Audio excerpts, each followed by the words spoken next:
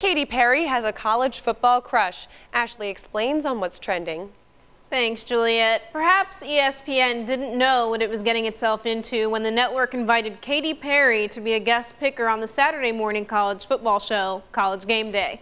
Perry made last week's show in Oxford, Mississippi. Here you're seeing a small clip of it. Guest pickers, if you're unfamiliar with the show, guest pickers choose which college football teams will win certain games that Saturday. When the matchup between Oklahoma and TCU was brought up, Perry said she was picking OU based on the looks of quarterback Trevor Knight, then proceeded to say, "Trevor Knight, call me." Social media exploded, of course. Yesterday at Oklahoma's Media Day, Trevor Knight said he had not yet called Perry. Knight also noted he does not have Perry's number to even call in the first place. When asked if he was ever going to call her, Knight said, "I don't know." But it should be noted, Knight has a girlfriend, Juliet. She is probably not happy about Katy Perry coming onto her man. I know. I wouldn't be happy in that circumstance for sure. Yeah. Singing any national anthem in front of a big crowd is a difficult task. One man took on the challenge of singing it on ice skates. Vancouver Canucks national anthem singer Mark Donnelly was doing his thing on ice, singing "Oh Canada" when the red carpet got in the way and he tripped and fell. The amazing part about this video is that he keeps on singing. Donnelly barely skipped a beat. I still cannot help myself but laugh. The trip and fall ended up being a lesson in showmanship, a small story about a singer's perseverance on ice. Very inspiring. Another challenge gone wrong. Staff at a zoo in Japan spent years trying to get two hyenas to mate. Hyenas Kami and Kamutori arrived at the zoo as a couple and were caged for breeding in 2012. The zoo noted they never showed any breeding behavior and the two often fought. The zookeepers eventually figured out both hyenas were male. Okay, I know it seems so simple, but actually the Wall Street Journal article says it's really difficult to determine if the sex of a hyena just based on its external. So one would think at a zoo you'd be able to do that, though. You would think that these people are trained professionals who, if they're put in the cage for the purpose of mating, maybe they would know that. Right. Or maybe they wouldn't wait 2 years to check. Sure, and especially, you know, they always say that if you put two males together, they can get competitive over space and, you know, territorial, so. You should be a zookeeper. I should be a zookeeper. If this career doesn't work out, I'm turning to zoos. Yeah, we've been following the Devin Stills story since the start of the NFL season.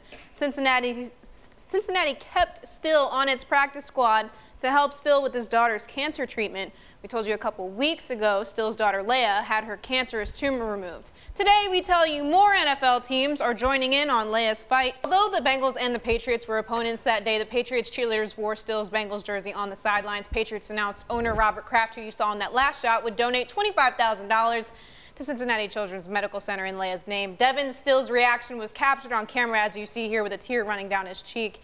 He later went on Instagram and thanked the Patriots organization for the classy move. While the NFL fights pediatric cancer, these kangaroos fight each other in the middle of the street. This video of two kangaroos street fighting is trending on YouTube. Hashtag questions that need answers include, why are there two kangaroos in the middle of a suburb? Why are they fighting in the first place? Is it over a female kangaroo? Did a Japanese zoo try to cage them and make them mate?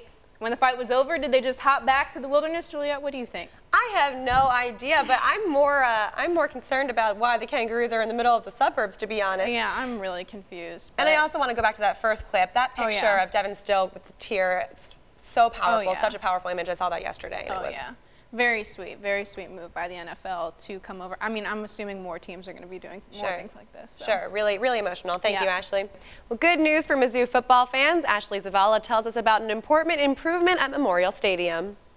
Thanks, Juliet. Raise your hand if you have trouble getting service, sending texts, or using social media at Mizzou football games. Well, I have good news for you. AT&T has doubled its network capacity at Mizzou's football stadium with the recent North Side Stadium expansion. According to the Columbia Missourian, the stadium now houses the equivalent of 150 antennas. That's about the amount that could cover a small city like St. Charles, Missouri. Memorial Stadium is a small city in itself, seating a little over 70,000. With Mizzou's sold-out game against Georgia on Saturday, you might be able to finally send that text or upload that photo with a little more ease. Also, some good news maybe for Harry Potter fans. J.K. Rowling sent out this cryptic tweet saying she's very busy at the moment, working on a novel and screenplay and being involved with Lumos campaigns. She said she'd be back when she has something finished. She then later tweeted, "Something to ponder, X." Rowling leaving everyone with a cliffhanger there on Twitter. Oh my goodness, I wonder what it could be. I know. Hopefully another Harry Potter. Hopefully, we'll see. But I don't know, what would they do? Would they do like a prequel or would they do an after? Maybe they'll do it when they're adults. Oh yeah, that'd be cool. I'm speculating, I don't know. Don't believe anything I say. Thank you, Ashley.